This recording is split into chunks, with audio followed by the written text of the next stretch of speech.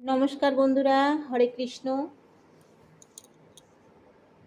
আমরা সকলে জানি সনাতন ধর্মীরা পূজা অর্চনার সময় শঙ্খ, ঘণ্টা, ঝাঁঝ, উলুধ্বনি ইত্যাদি দিয়ে থাকে।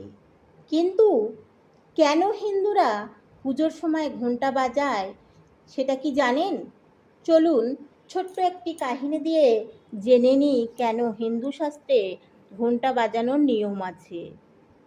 হিন্দু ধর্মে ঘণ্টা বা ঘণ্টাধ্বনি দেবতাদের প্রতি শ্রদ্ধা নিবেদন এবং পবিত্র পরিবেশ তৈরির একটি মাধ্যম।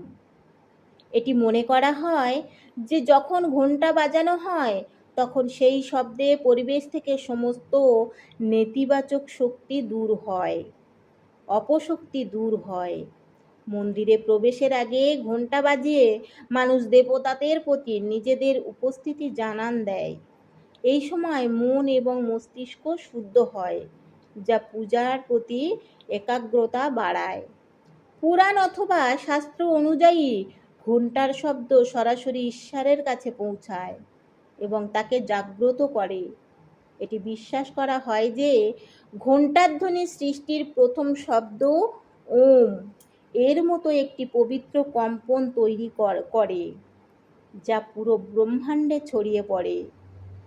তাই ঘণ্টার ধ্বনি দিয়ে আমরা পুজো শুরু করি এবং ঘণ্টার ধ্বনি দিয়ে আমরা পুজো সমাপ্ত করি। সনাতন ধর্মীরা সব কিছু ভুলে গেলেও তাদের সংস্কৃতিকে কখনো ছোট করে না, তাদের আচার অনুষ্ঠানকে কখনো ভুলে যায় না। হরে কৃষ্ণ।